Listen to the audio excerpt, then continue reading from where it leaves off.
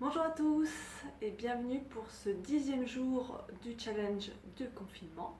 Donc aujourd'hui on va avoir une posture assise de renforcement du centre qui s'appelle Ubaya Padangusthasana, ce qui signifie littéralement la posture des mains aux deux gros orteils. Donc c'est une posture où on va être en équilibre sur les ischions, un peu comme en Avasana, sauf qu'on va tenir nos orteils. Et alors personnellement, je la préfère à la posture du bateau parce qu'elle est plus fun, on va dire, puisque vraiment il s'agit de trouver vraiment son équilibre sur les ischions, juste à l'arrière des ischions, et donc de jouer avec ses abdos pour venir trouver son centre de gravité et pouvoir rester dans la posture et pas partir dans un roulé-boulé. Alors là, on va falloir faire attention sur cette posture.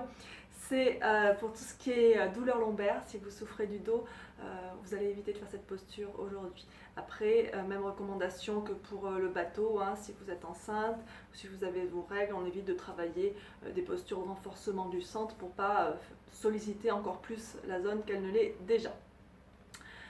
Donc voilà, on va pouvoir venir s'installer. Hop.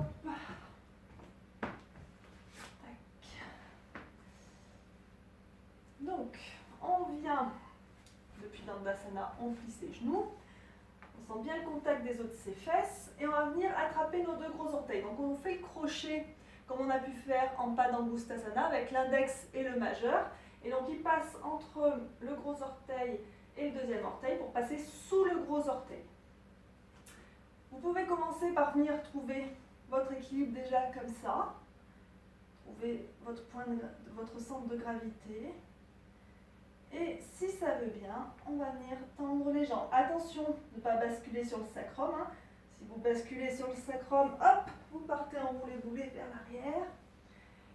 Donc on reste bien juste à l'arrière des ischions, le regard sur ses orteils, la poitrine bien ouverte, le dos bien droit, on rentre le ventre, on contracte les abdos. Si vous le souhaitez, c'est peut-être plus facile de trouver son équilibre en écartant les jambes. Je vais vous montrer ça de face. Donc, on vient crocheter ses orteils. On tend une jambe, l'autre. Et si on trouve son équilibre, on écarte les jambes. Regardez bien la poitrine ouverte.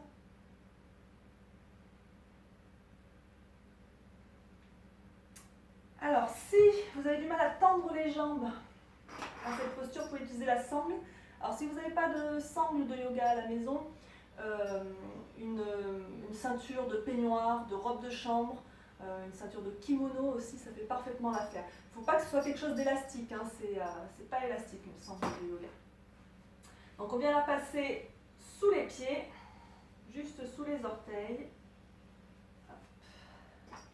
Et donc on vient tendre ses jambes.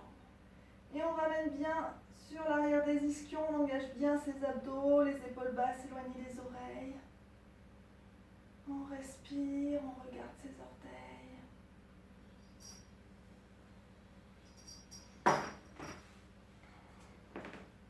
Donc voilà, pour aujourd'hui, cette posture d'Ubaya Padangusthasana. Amusez-vous avec ça, trouvez votre équilibre et j'attends vos photos, de voir vos prouesses. À bientôt, bye bye.